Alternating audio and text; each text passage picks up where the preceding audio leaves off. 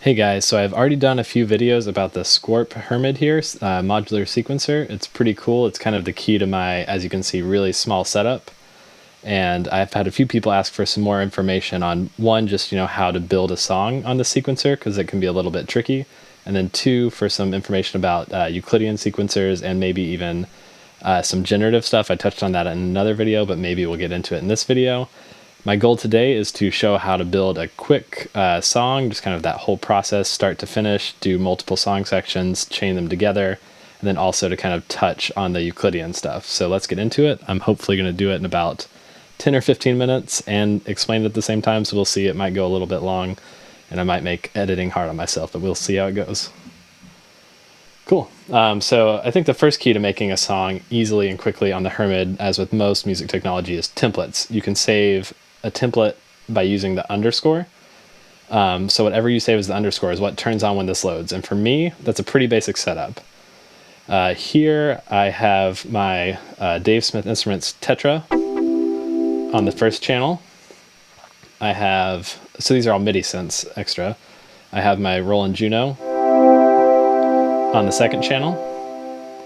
Third channel is this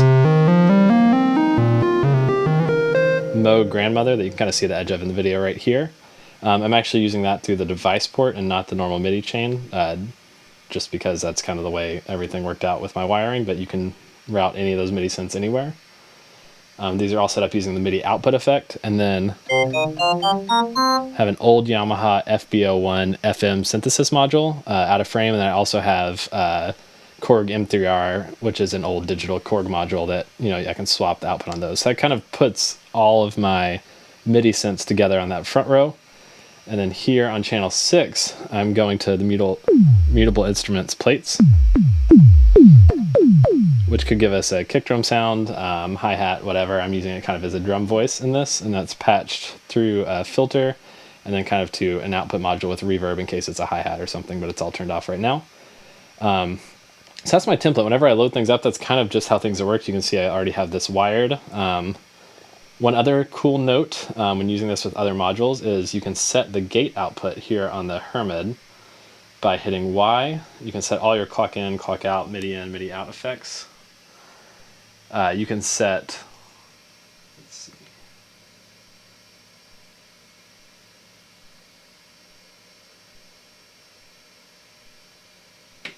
that's clock in, clock out right there. Hold on, let me get this mic a little bit closer so I can talk as I do all this stuff. So clock in, clock out, you can scroll down here. Interesting. I gotta switch left-handed so you guys can see what's going on. CV clock out. So when you click this, you can actually select any of the G, which means gate. So you can set that gate out. So you can be sending a clock to other modules like this trigger man I have here, and hopefully we'll pull that in later. But I always kind of have that wired in because I can use that to then kind of do some other gate sequencing if I run out of room here. So as I just explained, on the top level, I have all my MIDI synths. On the bottom level, I have most of my modular stuff set up. So the key to getting up and running very quickly is to having a setup that works, and then you can adjust on the fly as needed. If you need more MIDI synths or if you want to do more of a modular setup, you can kind of eat into each direction, and that's totally fine. Okay, so let's get started with some actual notes to build our song. I'm going to put my track on track 1, which is my Dave Smith polysynth down here, and I'm going to go into step mode. Now I'm going to show you the new looper feature they added by holding X and hitting record. It's now waiting to record, and when I play a first note, it will record the sequence. When I play the second note, it will set the tempo, set the pattern length, and then start looping what I just played, which is basically how a lot of loopers work, but instead of audio, it's actually looping my MIDI data here, which is cool. You can hold Y and hit O, and instead of waiting, it'll start recording immediately if you're not playing on the downbeat, but this is the mode I'm showing, so let's get to it.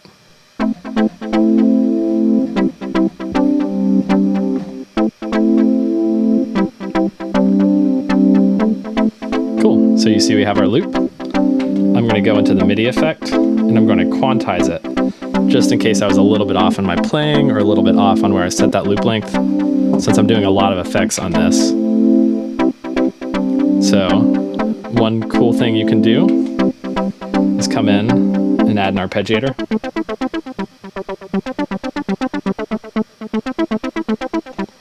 So you can take a basic pattern that you played and already kind of translate it. We can turn that off for now just by pressing the button that corresponds with where that effect is. Great. So now I want to take the chance to demo the Euclidean sequencer for this bass line. So instead of playing a bass line or having to program it in here, a really cool way you can do it is with the Euclidean effect. So I like to place a note, hold that note, and then set the note length by tapping that to get down to note length and set it to the 8-bar pattern. So the Euclidean effect, as I understand it, only plays when a note is being played. So by making one note that spans the whole pattern, you can really split this whole bar and use the Euclidean effect as it was intended. And I'm also going to hold this and drag it, oh, not that. Drag the note down because it's going to be a really high note. So let's...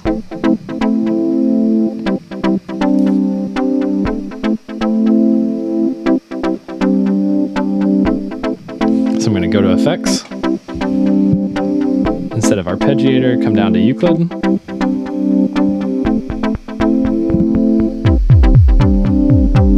So kind of tune that. So what you see here is it's 4/8. So it's 8 beats, and it will divide those 4 notes evenly, kind of giving me this 8th note effect. So unusual patterns kind of give you more of a syncopated feel, 5 or 7.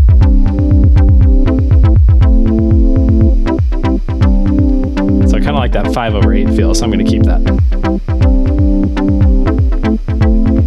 Cool. And then one thing you can do, I kind of mentioned earlier, using this gate to this Triggerman sequencer, I can come down here and expand kind of the pattern of that. So I don't know if you can see, but the pattern of those dots is what comes out of here. And I can take that to the harmonic input here on my...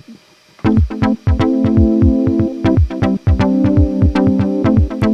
I don't know if you can hear, but that's kind of a accents some of those patterns. You could also do that just using gates already here on another track that you weren't using. So if you don't have an external sequencer like that, don't worry. You can manually put those in. You could even do 2 Euclid effects kind of beating off each other, where they're doing this pattern where one is longer and more extended. So you would get this kind of constantly generating pattern, which would be really cool.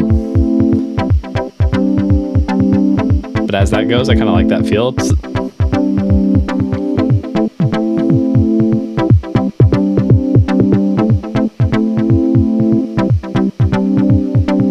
Cool. So now I've got a kick drum, that pattern. We can add a bass note in real quick. I mean, one thing I will say about creating a song totally on the Hermod is that it's kind of based around these sequences, right? And each one is totally independent. So the way that I typically do it is to build up kind of the core of my song on one, duplicate it to the others, and change things as I go for, you know, a verse section, a chorus, maybe a little bridge. And I think that's probably as far as we'll go in this video, so don't waste your time too much on a half thought out song idea. But because you're copying that, you're also copying the effects. So anything you start doing over here with patching or getting really complicated CV inputs and outputs, you're going to want to copy that with all of that config. Because normally I find this chain of like 3 effects kind of builds a root weird sound. And so to have that on one track and then not have it in the other is a little weird. So compositionally, you could do them totally independent and their song could sound totally different between them. I feel like it's nice to have a little bit of similar sonic glue. So I kind of set up my patches. You can change things or pull things out and move them to totally other synths or something track-wise. But that's kind of my approach, is to get the core of a song, duplicate it, modify it for the next part, modify it again for a bridge, and kind of keep stepping through, and then go back and make it feel coherent and make it build up, come down, do all those things. Okay, so let's come back, add a bass line. So now I'm on track 2, which is my Roland Juno. So I might play a bass note down here. So I'll hit record.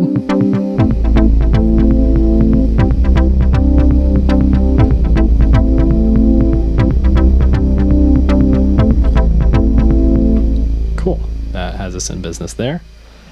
And now I might just add a little bit of a lead on the Moog. So I might go ahead and trigger an arpeggiator.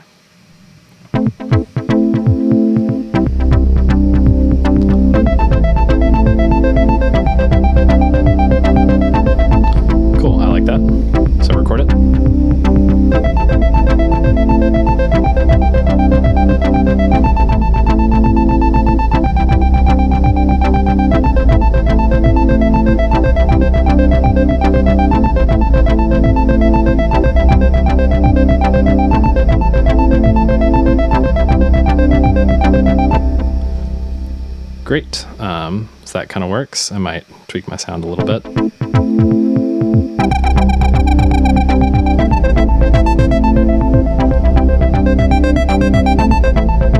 So that's me messing with the LFO over there, so it kind of comes in and out. So it's not so very static. It kind of comes in waves up and down. And for different song sections, I can manipulate that. So I can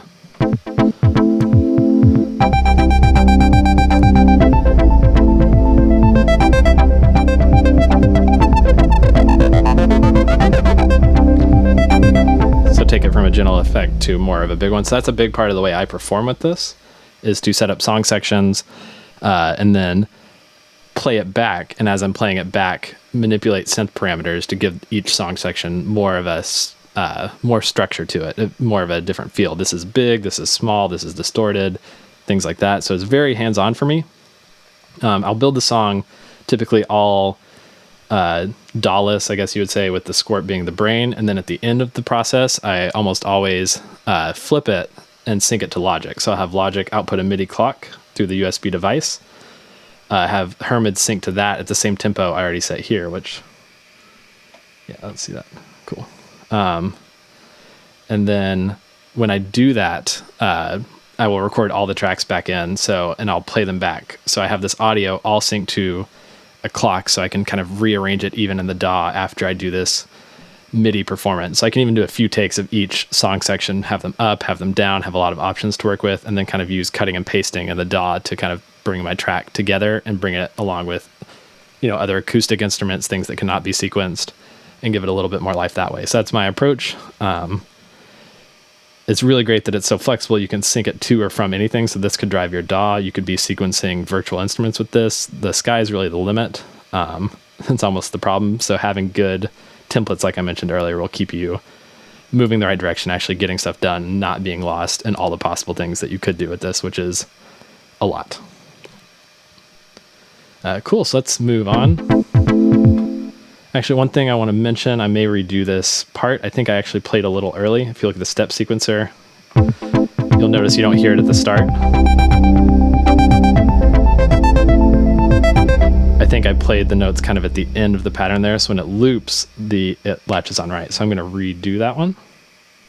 What's happening here is in the step sequencer, I'm playing a hair early on that arpeggiator, so that note's not getting recorded. It's actually getting recorded again when I kind of replay that at the end. So you want to be careful and do it just right on the beat or right after the beat, because otherwise you're going to miss it getting recorded there on the start of the beat. So when you start, your pattern will be a little different than it is at the end for these things that are constant notes that span the whole thing. Pads, arpeggios, I always put in just by hand for the Euclid effect, because if there's even like a half beat drop, sometimes you may miss a beat in the effect. So you really want those to be precise. So let's try this one more time.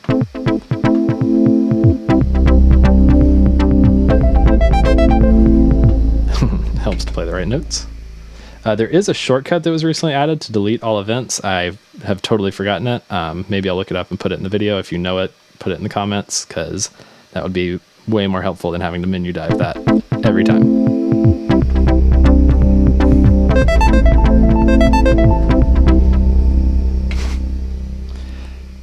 That's another fun note, is with the arpeggiator, if you're off, then your notes are off. It doesn't sync to the clock. It's all relative to when you start the note, which is fine until you miss the note. So when I use the arpeggiator, I almost always come in, and in the MIDI effect, we'll set it to 16th notes or whatever, my beat is.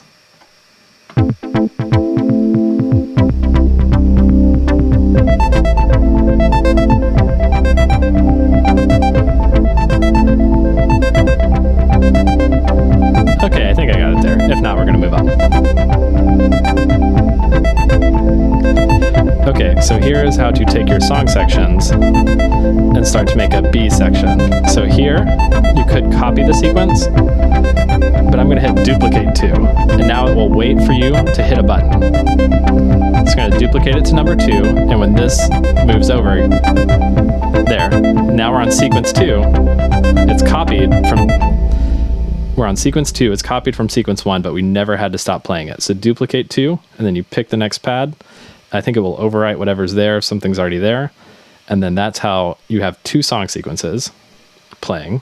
And then with stuff playing, I can come here. This is where that shortcut would be really useful if I knew it.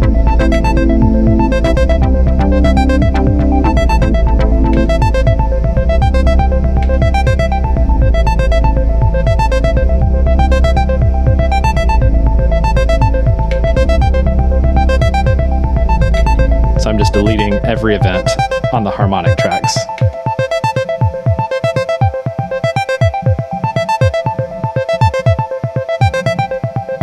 There we go. So now all we have left is our kick drum, which still has that Euclidean effect. So you can come here.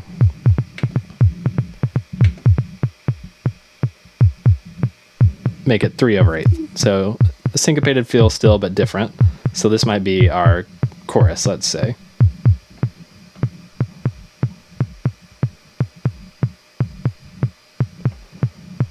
An easy thing might be to record a slightly different arpeggio with a different pattern.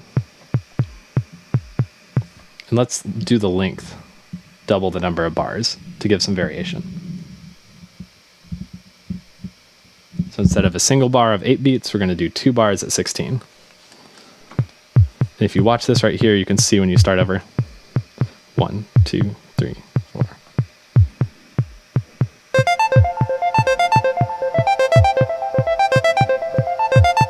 Oh, and if you see there, I actually missed the start yet again. So come in, delete. Man, I do need to learn that shortcut. Please let me know if you know it. That would save some time.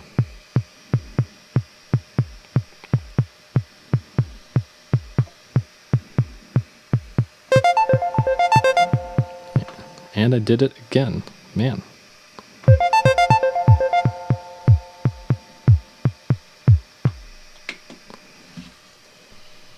Okay, let's try it again. 1.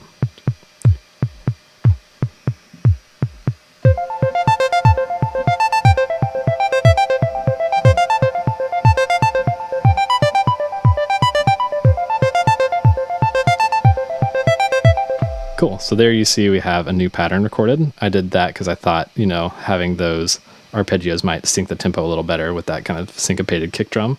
So now I might lay a bass down underneath that. Back on my Juno. Go on. All right. And so the easiest way is to, got to make that track length longer.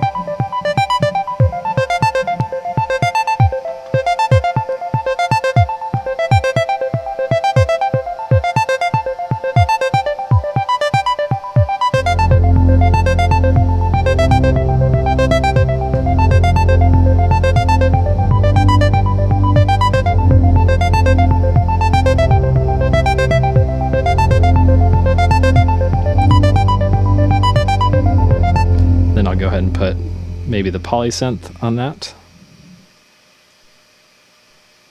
Go ahead and make it 16 beats. Cool. And then I'm actually going to add an effect on the polysynth, so not an arpeggiator, but a Euclid effect. So this, oh, hit the wrong button. So this might be really cool. So as long as those notes are held out, it will do those patterns that you have set. So that's a simple 4. Could try a 5.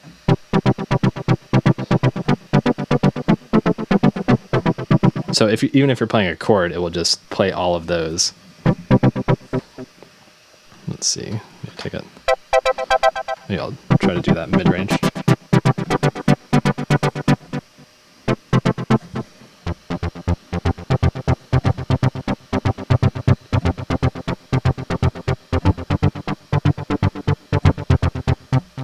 Okay, so let's try that. Maybe the 5 over the 3 might give a really cool syncopation.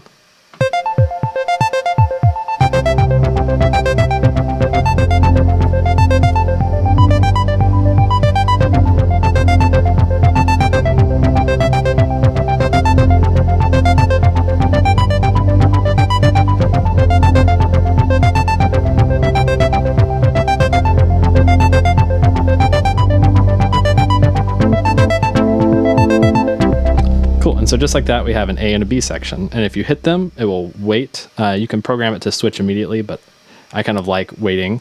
And it waits until the end of this loop. Let's see. This loop parameter. Shoot, how do I set that? There you go. If you hold X, you can set the length of that loop parameter. So my first pattern is only 8 beats, but my second one is 16. So I'm going to go ahead and set this to 16. So it'll play that first one twice before it will sync over to the next one. And that's so I don't cut myself short if I'm swapping back. You can leave that as short as long as you want. It really depends on the song you're looking for. And let me go ahead and do even a third pattern. That's just going to be an extension of this second one, but just maybe really big on the kick drum. That's just all out. So let's play. Duplicate 2, 3. And actually, I duplicated the wrong one, so let's see if it does overwrite. So if I play 2, duplicate that, 2, 3. At the end of the 16 beats, it will put me on 3, starting with that. So I'm going to go ahead and modify just that Euclid effect. So this is going to be like a really big hit where everything's firing. Fills. So you hear the Tetra right there is firing on every note with that Euclid effect. And you can put that, anything can control that. I've done it from an LFO, so you can change how many hits over a long period of time. You can have it be a slow ramp up. You can map it to just a single knob and slowly just increase how many hits and step through these different sequence patterns on the way up. It's very cool and flexible. And that's all accessed from the mod matrix. If you do effects, Y, you can set something in to affect the Euclid. Let's see. I think I scrolled way past it. Let's make sure I'm on the right track. Oh, I'm not. That would do it.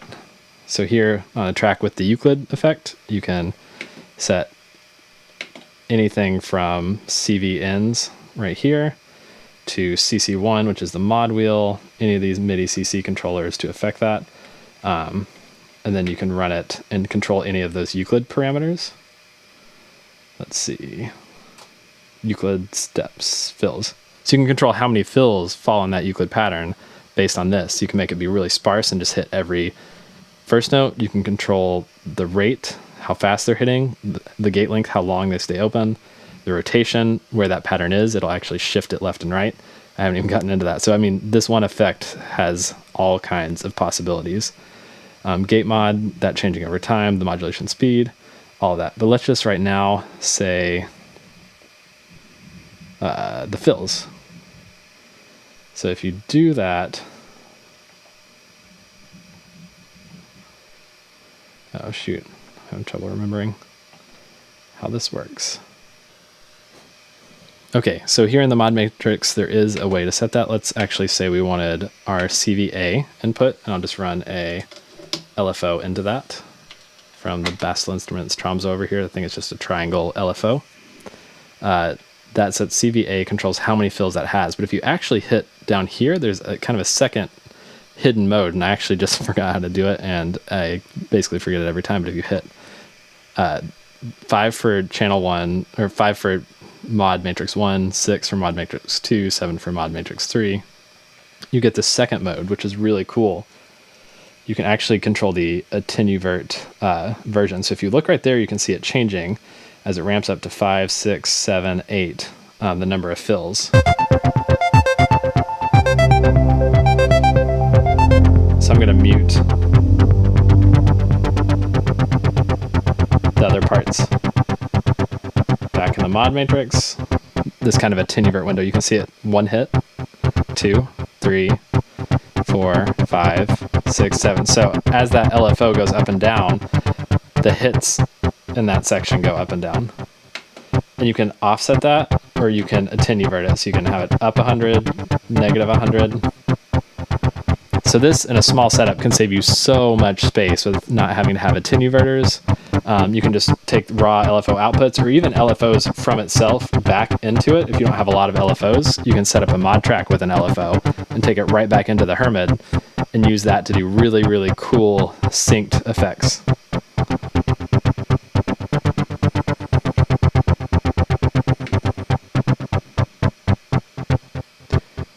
I don't think it'll do over gain 100, so you can't take a really small signal, but taking a full range signal gives you these great options.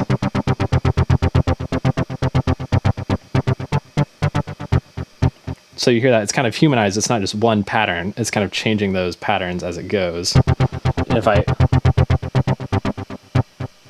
increase the LFO, it can become more or less predictable. If I turn the other tracks back on,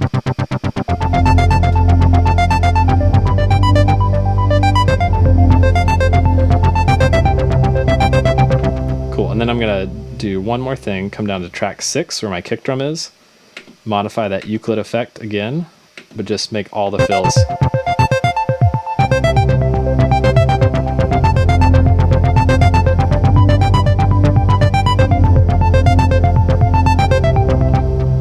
And just make that really big. So that's sequence 3. Sequence 2 is that same pattern but smaller, and sequence 1 is the original. So now we can come into how we make a song. And that is by pressing X in song mode. And you can press pattern, I'm trying to keep my hands out of the screen so you guys can see it. You can press pattern 1 again, pattern 2, then pattern 3. So now we've built, and actually pressing X again gets rid of it. So pattern 1 twice, pattern 2, and pattern 3, and then it will start the cycle over again. Loop sequence 1, 2, and then 3.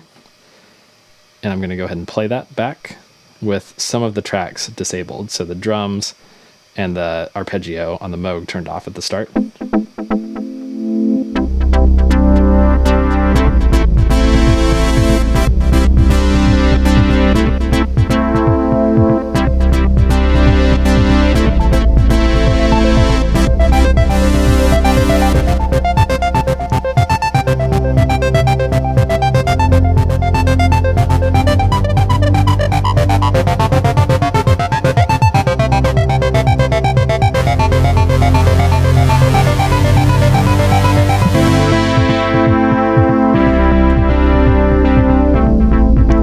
So you can hear how that started back over.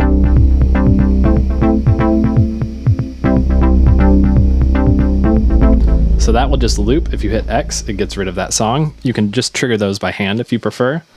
But again, my flow is get the song, figure out what I want, and then you kind of heard some of the parameters almost out of camera. I was, messing with the release, messing with the cutoff, messing with some of the LFO settings on the other synths to build these song sections. So I'm not having to worry about playing the notes. I'm able to kind of do more of the expressive part of those instruments and record them.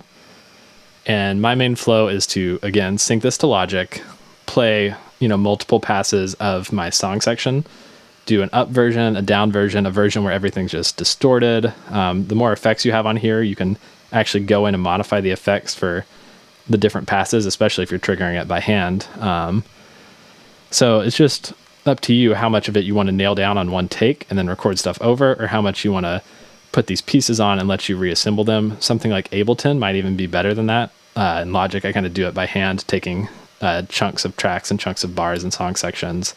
But in Ableton, you might even be able to record them as clips. Bump the camera. In a future video, I'd like to maybe figure out how to do MIDI recording. That's one thing I've yet to figure out in Logic. So that way, in addition to the audio, you can have the raw MIDI of these if you wanted to replay something through a synth or put it into an analog or into a virtual synth. Yeah, so I hope that cleared up how I take a song kind of through one song section, making it multiple, doing modifications, using some of the different effects in the Hermod as compositional tools. This has really opened up my workflow and taken it from a computer-based setup where I was trying to play things through live all the time to a more sequence setup where I can use the effects and do more planned composition and then modify the synth parameters as a second layer. So I feel like it's really opened up the sound of my synths and given me a lot more possibilities. We could spend all day talking about all the different possibilities, but hopefully this gave you an idea of how to build a song on this sequencer and how to interface it with some of these other modules. And yeah, please add any tips or tricks in the comments. I appreciate you watching and looking over at how long I took to record this. I'm going to have to do some serious editing, so I hope it wasn't too long. And thanks for watching and sticking through it if it ends up being way too long.